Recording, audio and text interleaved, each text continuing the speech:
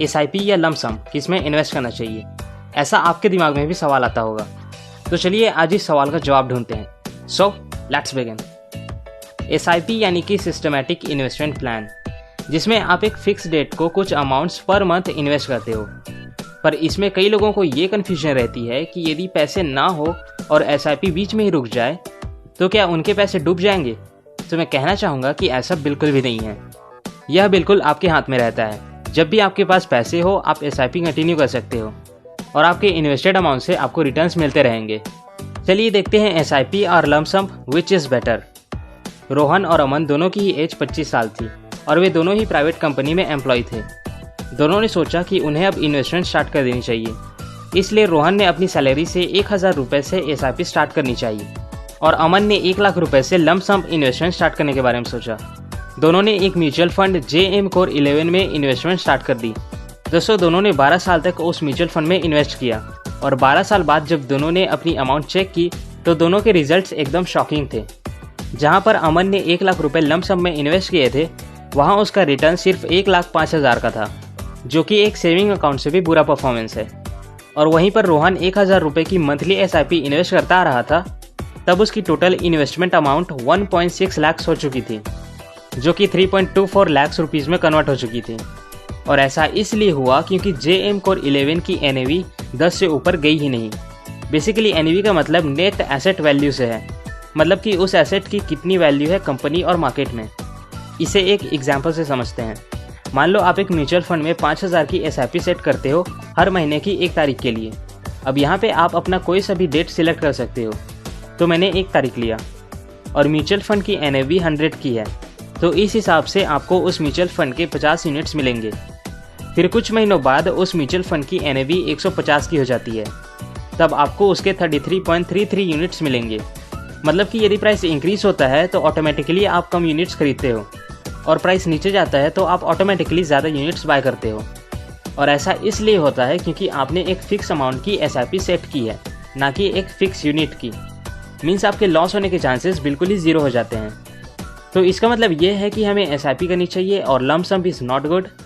तो चलिए इसका आंसर भी एक्सप्लोर करते हैं।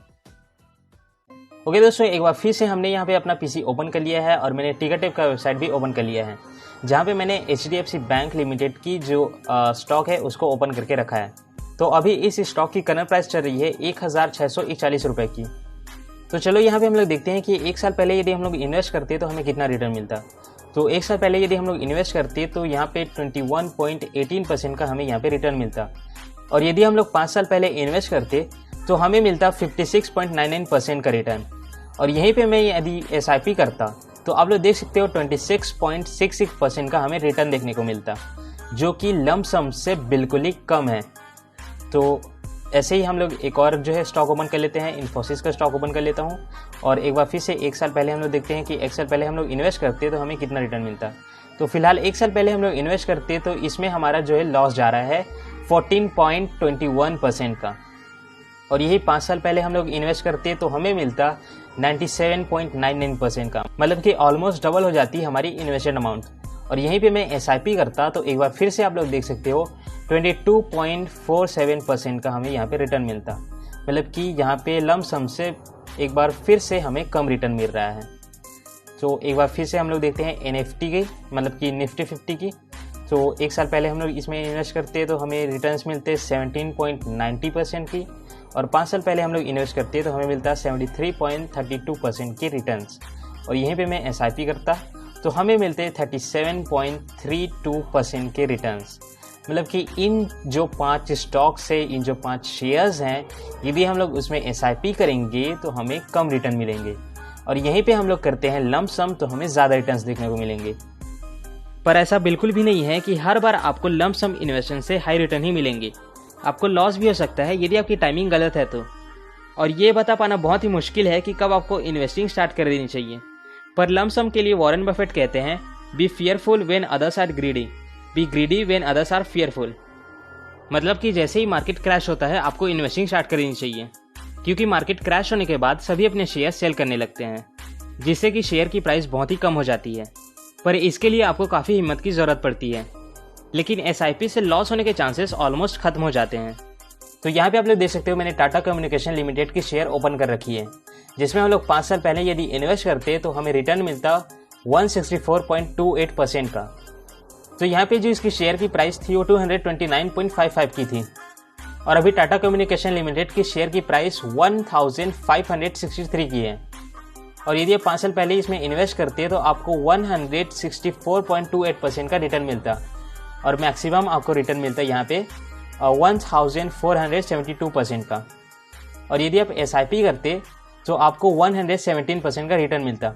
यहाँ पे कहने का मतलब ये है कि लॉस होने के चांसेस ऑलमोस्ट 0 हो जाते हैं। और आप लोग देख सकते हो कि आपकी इन्वेस्टेड अमाउंट डबल से भी ज़्यादा हो रही है। तो SIP और लंप सम दोनों ही बेस्ट हैं। यदि आपको मार्केट की ज़्यादा नॉलेज नहीं है तो SIP आपके लिए ज़्यादा अच्छी रहेगी, और यदि आपको इन्वेस्टिंग की अच्छी खासी नॉलेज है तब आप लंप सम इन्वेस्टमेंट स्टार्ट कर सकते हो। ना दोस्तों, यदि आपको लव स्टोरी बुक पसंद है, साथ ही आप कुछ नया सीखना भी चाहते हो, तो द विंटर चेरी ब्लॉसम आपके लिए अच्छी बुक रहेगी, जिसे आप डिस्क्रिप्शन में दिए लिंक की हेल्प से परचेस कर सकते हो। ये बुक अमेजॉन और फ्लिपकार्ट दोनों में अवेलेबल है। अब यदि आपको इन्वेस्टमेंट रिलेटेड और भी नॉलेज चाहिए तो लेफ्ट वाली वीडियो पर क्लिक करो और इस वीडियो को देख लो। और यदि आप ऐसे ही money related, sales related, business related और सेल्फ रिलेटेड बातें सीखना चाहते हैं तो हमारे चैनल को सब्सक्राइब करके बेल आइकन पर क्लिक करना ना भूलें। हम लोग मिलते हैं नेक्स्ट वीडियो में। Thank you so much.